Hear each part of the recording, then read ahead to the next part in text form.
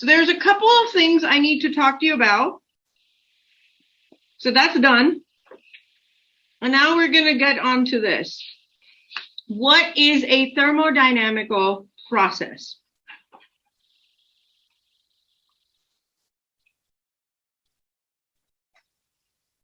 Thermodynamical process.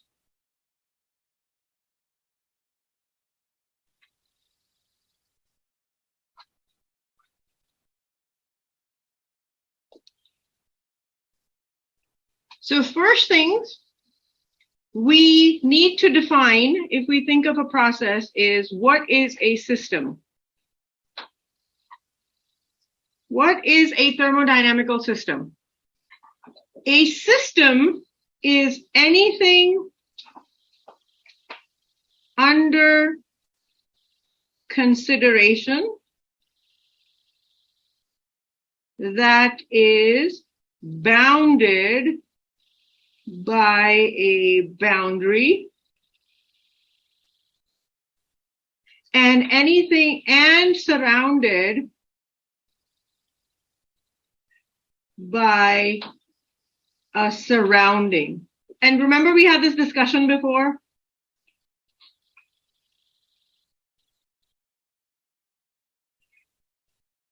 Surrounding. Remember, we had this discussion before. What does it mean by surrounding?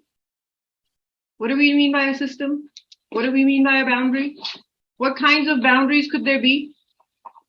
Boundaries can be of two types, but systems can be of three types. Open, closed, and isolated, right? And we also said that open systems could exchange energy and mass. A closed system exchanges only, and an isolated system exchanges nothing. Got it? Okay, so we don't have to rewrite this. Now, what is important?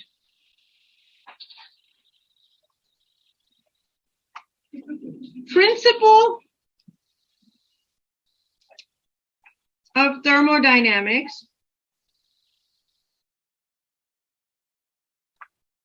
states that we must specify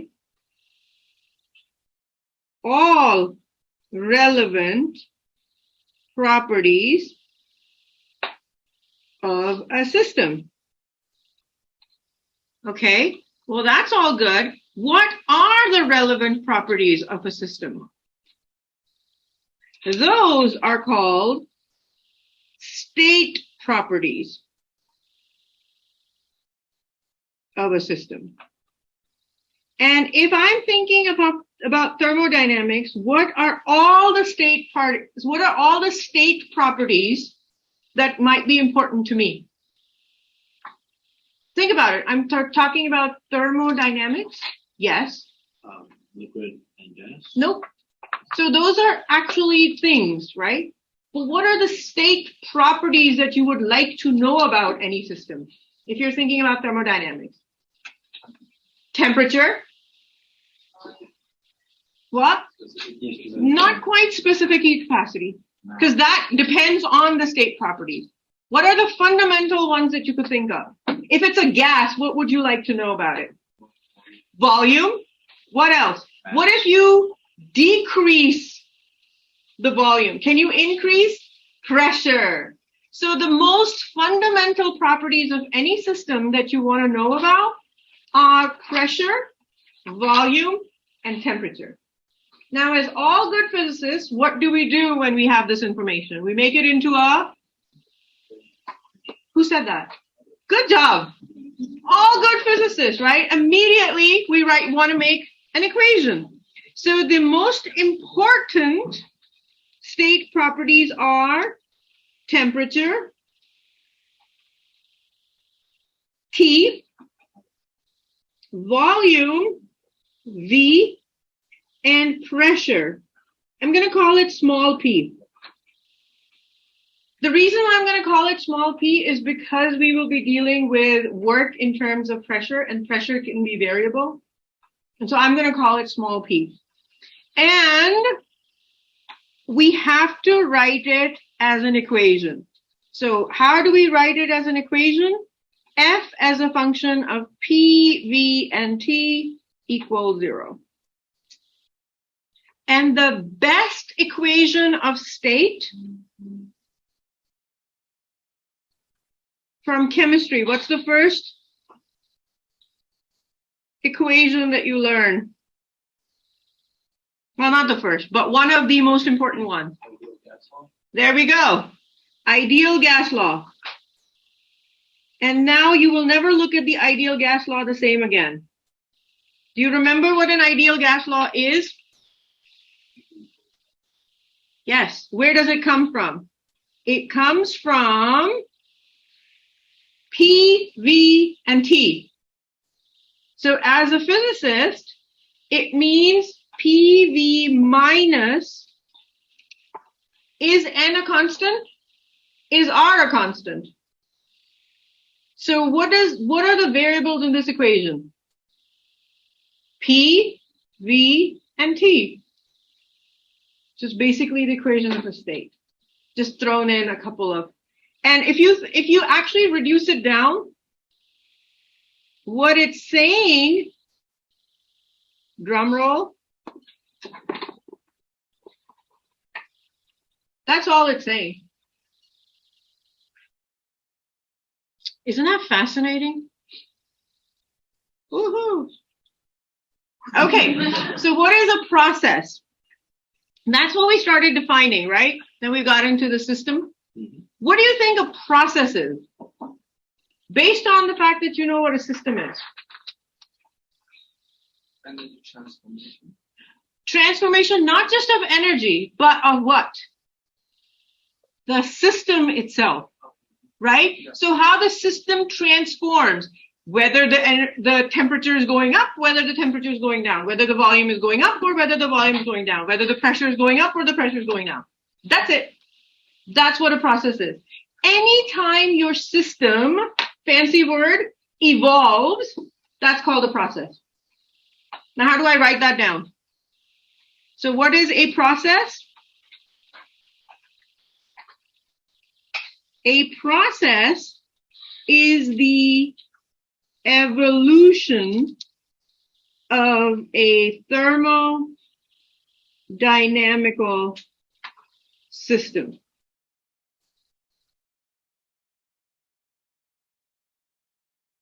It is also called, so you will hear this word a lot, transformation. Means exactly the same thing. One thing you should know about thermodynamics is this word, quasi-static. What does the word quasi mean?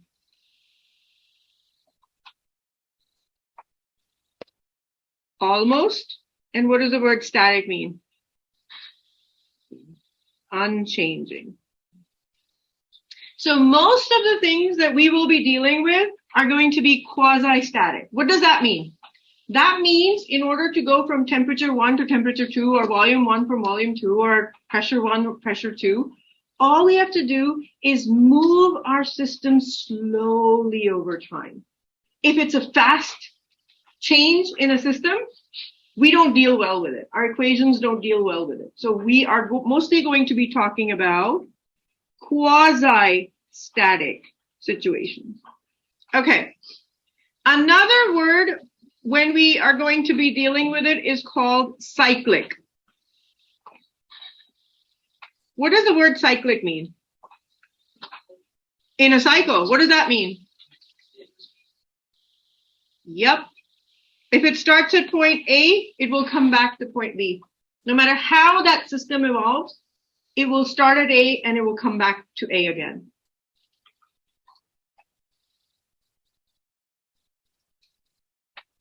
Okay, equations of state. What did we say were important?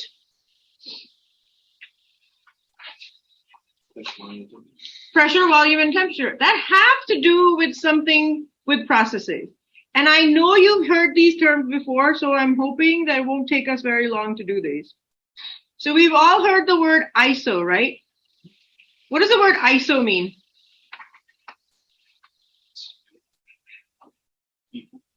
Equal. Good. So my equation of state had three things. What were they? Good. If I add ISO to all of them, what would that mean? So just don't write anything, just think. So if I write ISO volume, what does that mean? If I say ISO temperature, what does that mean? If I say ISO pressure, what does that mean? That's it. These are the different ways we have invented. Actually, there's one more, but I'll talk about that later. These are the different ways we have discovered on how we're going to define our processes. Ready? But we call them isobaric, isothermal, and isochoric. And there's also one more, and it's called adiabatic. Okay, so isobaric, what does that remind you of? Which means it has to do something with, which means isobaric means what? Okay, how do I write that as a good physicist?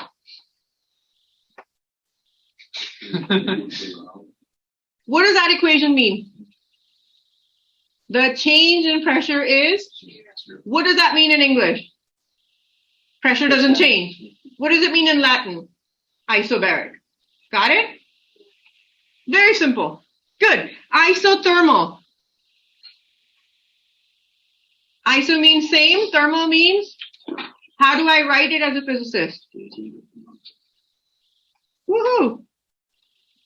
You see how all these things flow from each other? Okay. Isochoric. Iso means same, equal. Choric means, in Latin, it means space. In English, it means volume. So how do I write it as a physicist? Good job, right? The last one is adiabatic. Adiabatic is also a boundary, which means no heat flows through that boundary. It's an isolated system. So no heat will flow. So how do I write that?